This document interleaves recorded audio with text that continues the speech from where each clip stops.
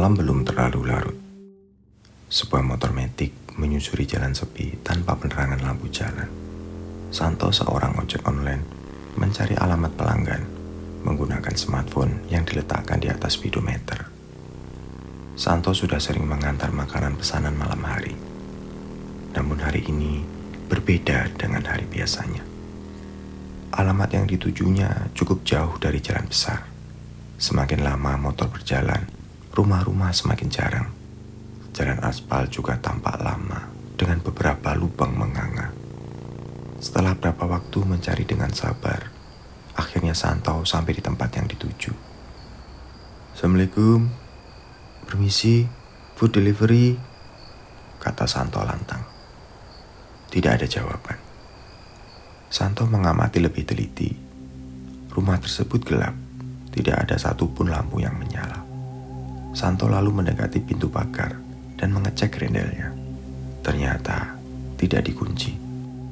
Penasaran, Santo membuka pintu pagar dan masuk ke dalam. Rumah tersebut bergaya Belanda. Halaman luas dan tak terurus. Menggunakan penerangan senter smartphone, Santo mendekati teras. "Assalamualaikum, permisi, food delivery," katanya lagi. Tidak ada jawaban. Santo mengarahkan senter ke jendela kaca. Dari luar, dia tidak melihat ada orang di dalam rumah. Santo belum menyerah. Dia mengamati meja dan kursi di teras. Di sana, dia melihat selembar uang 100.000 tergeletak di atasnya. Tanpa menunggu lama, dia segera meletakkan kresek makanan di atas meja, lalu menyiapkan uang kembalian. "Pak, saya letakkan di depan makanannya, sekalian uang kembaliannya," kata Santo ke arah pintu depan. "Terima kasih, permisi, assalamualaikum." Tidak ada jawaban. Tidak menunggu lama, Santo segera meninggalkan rumah tersebut.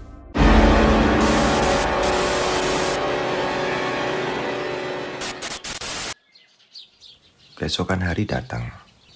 Santo dengan rajin melaksanakan pekerjaannya sebagai ojek online.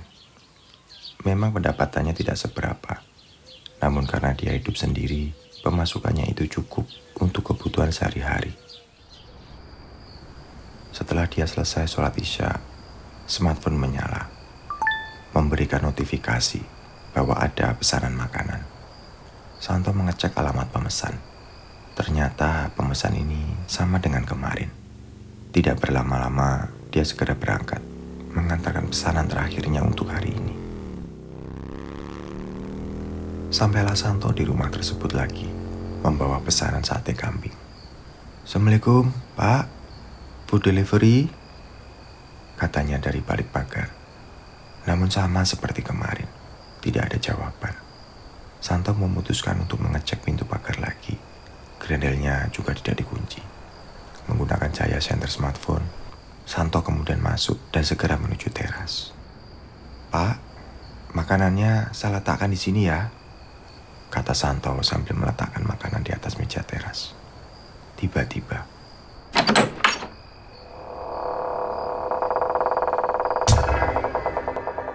pintu depan terbuka. Santo terkejut dan langsung menoleh. "Pak, saya mengantar pesanan makanan Bapak." Tidak ada jawaban. Penasaran, Santo mendekati pintu depan. Senter smartphone menyinari bagian dalam rumah. "Assalamualaikum, Pak." Tidak ada jawaban. Santo lalu menyenter meja ruang tamu. Di sana tergeletak 2 lembar uang merah 100 ribuan. Santo lalu masuk dan meletakkan kresek sate ke atas meja. Dia lalu merogoh kantong dan mengecek dompet. Ternyata dia tidak membawa kembalian. "Maaf, Pak, apa ada uang pas? Saya tidak membawa kembalian." Sama, tidak ada jawaban. Kalau begitu, saya permisi, Pak. Assalamualaikum," kata Santo sambil melangkah pergi, tanpa menyentuh uang di atas meja. Pagi datang. Santo sarapan sendiri di kosnya. Sebagai pengemudi ojek online, dia tidak tahu kapan pesanan akan datang. Tiba-tiba masuk suara notifikasi SMS. Santo segera membukanya. Uang sate kambing sudah ada. Ambil saja, tidak perlu kembalian. Santo terkejut. Nomor ini belum pernah disimpan. Karena menyinggung masalah sate kambing, Santo langsung teringat kepada rumah tua. Maaf Pak, kalau boleh tahu ini nomor siapa? Balas Santo dengan jarinya. Ini nomor Darso. Santo segera membuka aplikasi ojeknya. Memang nama pemesan sama dengan pengakuan pemilik nomor tak dikenal ini. Kalau kamu sungkan mengambil uang itu, kamu bisa bantu bersih-bersih rumah. Anggap saja sebagai upah. Isi teks berikutnya. Santo diam menimang-nimang. Sampailah Santo di rumah Pak Darso. Seperti biasa, rumah itu sepi. Dengan sinar matahari yang menerangi, terlihat jelas kalau rumah itu tidak terawat selama bertahun-tahun. Santo masuk ke ruang tamu. Di sana dia menemukan lagi lembaran uang merah 100 ribuan di atas meja tamu. Bahkan kali ini jumlahnya lebih banyak. Santo masih ragu untuk mengambil lebih. Dia memutuskan untuk berkeliling ke dalam rumah lebih dulu. Rumah ini sangat kotor. Bahkan beberapa tempat sudah retak. Santo yang pernah bekerja sebagai tukang bangunan bisa memperkirakan kebutuhan untuk proses perbaikan. Namun Santo tidak bergegas menghubungi Pak Darso. Dengan uang yang sudah ada, dia akan melakukan yang bisa dilakukan lebih dulu. Tak terasa, hari sudah sore. Santo mencukupkan pekerjaannya hari itu. Dia lalu mengirim SMS kepada Pak Darso. Hari ini saya sudah membersihkan bagian dalam rumah. Sebagian uang saya gunakan untuk membeli perlengkapan bersih-bersih. Besok akan saya lanjutkan lagi. Tulis Santo. Sekalian saja membetulkan rumah. Biayanya kamu kirim ke saya. Balas Darso. Membaca teks itu, Santo tersenyum. Sudah beberapa waktu dia tidak mendapatkan pekerjaan seperti ini. Ini kesempatan yang bagus untuknya. Baik Pak, nanti saya kirim rinciannya. Keesokan pagi, Santo kembali ke sana. Setelah masuk ke dalam rumah, dia kembali melihat sejumlah uang tergeletak di atas meja ruang tamu. Santo mengambilnya dan mulai menghitung. Jumlah uang tersebut lebih banyak dari yang dia minta. Santo mulai berkeliling untuk melihat sekali lagi tempat-tempat yang perlu diperbaiki. Santo melihat beberapa perlengkapan dan perabotan berpindah tempat, seolah ada orang yang datang kemari. Pak Darso? Tanya Santo. Tidak ada jawaban. Rumah tetap kosong. Mungkin Pak Darso kemari tadi malam, lalu mengecek kondisi rumah setelah dibersihkan. Hal yang wajar dilakukan pemilik rumah yang sedang direnovasi. Tanpa berlama-lama, Santo melanjutkan pekerjaannya. Tak terasa beberapa hari telah berlalu. Rumah sudah selesai direnovasi dan disambungkan kembali listriknya. Sejauh ini, Santo belum bertemu dengan Pak Darso. Walau setiap hari selalu ada tanda-tanda kedatangannya. Pak, rumah sudah selesai diperbaiki. Listrik sudah menyala. Sumur sudah dikuras. Tinggal halaman depan dan belakang yang perlu dibersihkan. Lapor Santo melalui SMS. Kamu tinggal saja di rumah ini. Tidak perlu bolak-balik pulang. Balas Darso. Santo diam berpikir. Memang kosnya lumayan jauh dari rumah ini. Terima kasih Pak, nanti saya akan menginap. Balas Santo sopan. Malam datang. Rumah Darso sudah lebih terang dengan terpasangnya lampu. Ini adalah malam pertama Santo menginap di rumah ini. Di kamar belakang, Santo selesai sholat Isya. Sejauh ini belum ada tanda-tanda kedatangan Darso. Santo mengisi waktunya dengan membaca Al-Quran. Tiba-tiba,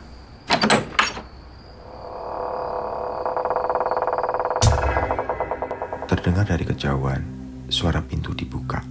Santo berhenti membaca, lalu bergegas mencari arah suara. Pak Darso?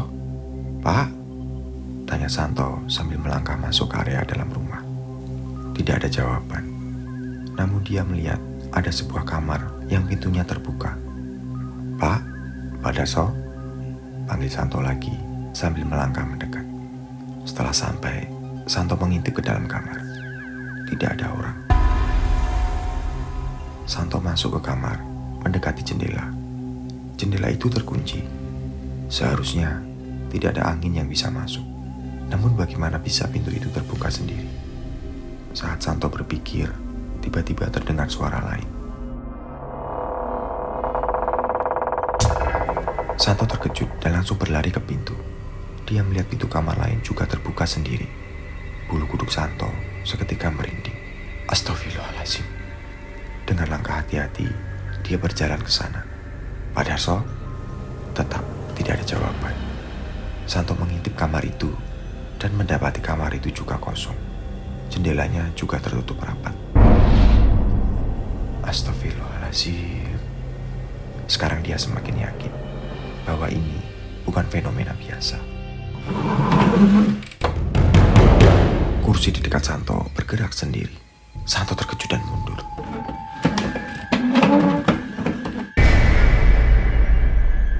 Kursi dan meja bergerak-gerak. Astagfirullahaladzim, kata Santo sambil berlari kembali ke kamar. Sesampainya di kamar, dia segera mengambil Al-Quran, lalu bergegas kembali ke ruang tengah. Santo segera membuka kitab suci. A'udzubillahi minasyaitonirrajim. Bismillahirrohmanirrohim. Ayat suci mulai dibaca.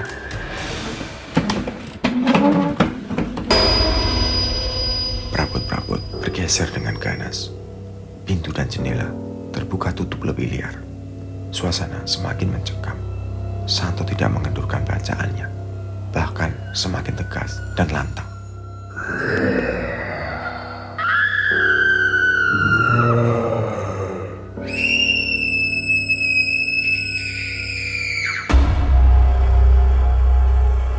Muncul suara-suara di sekitar Santo.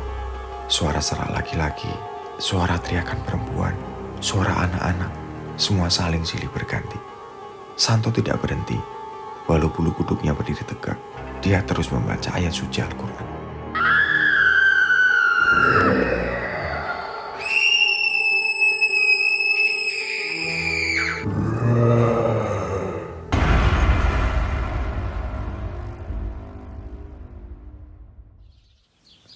Pagi datang.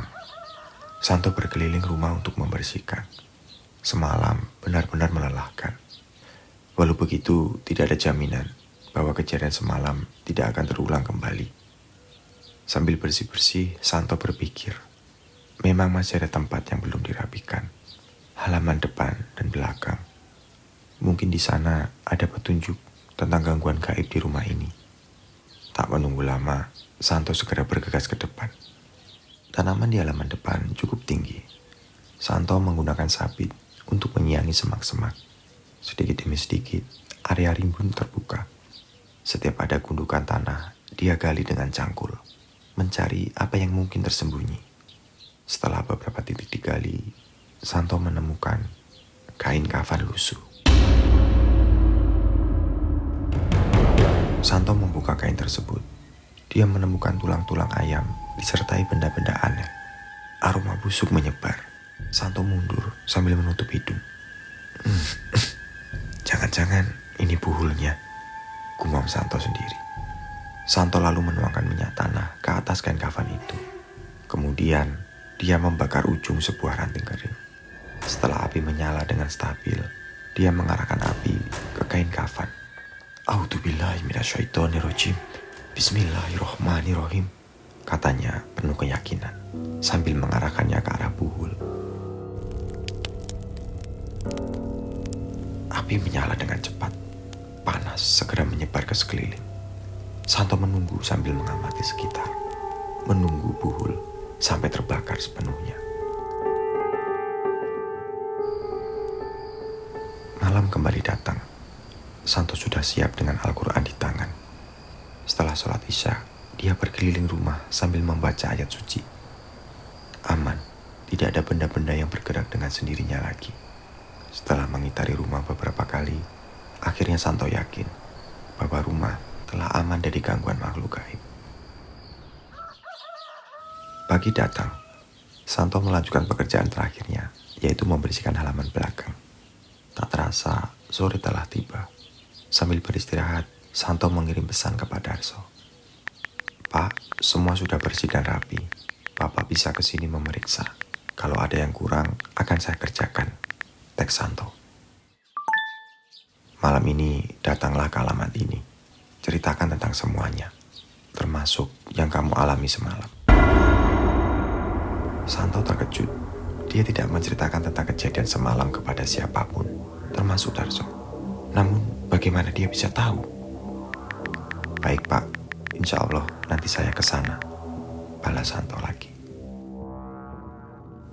Setelah sholat Isya, Santo berangkat menuju alamat yang diberikan Darso. Di sana, dia bertemu dengan Suci, perempuan muda yang hidup sendiri. Di teras rumah, Santo menceritakan tentang pengalamannya di rumah tua. Suci mendengarkan dengan seksama semua cerita Santo, sambil sesekali mengeluarkan ekspresi terkejut. Dia terus mendengarkan sampai Santo selesai bercerita. Jadi begitu, Mbak. Kalau boleh, saya ingin bertemu Pak Darso.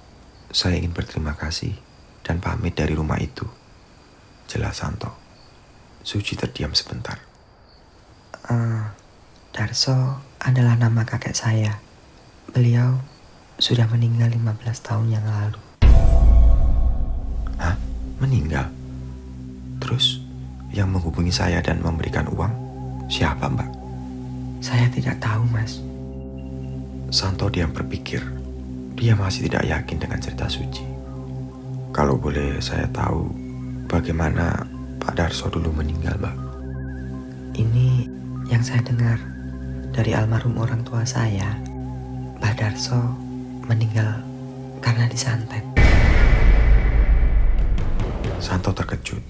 Itu cukup menjelaskan kenapa bisa ada buhul yang tertanam di halaman rumah tua tersebut. Melihat Santo melamun, Suci menceritakan kejadian yang dialami keluarganya. Darso termasuk orang terpandang di desa tersebut. Ketika ada pemilihan kepala desa, Darso menjadi salah satu calon. Darso menang pemilihan. Namun setelah selesai menjabat, Darso dan istrinya menjadi sering sakit-sakitan. Bahkan penyakitnya tidak bisa disembuhkan secara medis. Selain itu banyak kejadian janggal terjadi di rumah tua. Setelah Darso dan istrinya meninggal, keluarga anaknya tidak berani tinggal di rumah itu. Rumah tersebut dibiarkan terbengkalai. Bahkan ketika mau dijual, tidak ada orang yang berani membelinya. Karena rumah itu sudah terkenal sebagai rumah angker. Sekitar setahun lalu, orang tua Suci kembali mengunjungi rumah itu. Karena kebutuhan ekonomi, mereka hendak menjual rumah tersebut, berapapun harganya. Namun sejak saat itu, mereka menjadi sakit-sakitan. Sampai akhirnya juga ikut meninggal dunia. Santo tertegun mendengar cerita Suci. Tidak menyangka ada kemalangan yang bertubi-tubi dialami keluarga tersebut. Kalau Mbak Suci mau, besok saya ntar ke sana. Mbak bisa lihat sendiri kondisi rumahnya sekarang. Setelah itu, Mbak mau jual atau tempati, ya terserah Mbak Suci. Iya, Mas. Terima kasih. Sesuai janji, Santo mengantar Suci ke rumah tua. Suci terkejut. Kondisi rumah benar-benar baik. Semua dinding telah dicat. Halaman bersih dan rapi. Penampilan rumah ini tidaklah seperti rumah terbengkalai. Santo mengantar Suci masuk ke dalam. Suci terlihat senang melihat kondisi rumah tua. Mengingatkan masa kecilnya bersama keluarga. Sesekali dia mengusap air mata yang menetes. Santo tersenyum lega. Semua jerih payahnya beberapa minggu ini terbayar setelah melihat kebahagiaan Suci. Malam tiba. Santo sudah kembali ke kosnya setelah mengantar Suci pulang. Rumah tua sudah dikembalikan kepada pemilik sahnya. Santo meregangkan badannya yang lelah di atas ranjang. Mungkin beberapa hari ke depan dia ingin istirahat dulu sebelum kembali mengojek online. Santo meraih smartphone dengan malas. Namun matanya langsung terbelalak melihat nama Darso sebagai pengirim. Penasaran, dia segera membaca SMS. Besok ada tempat lain yang harus kamu bersihkan.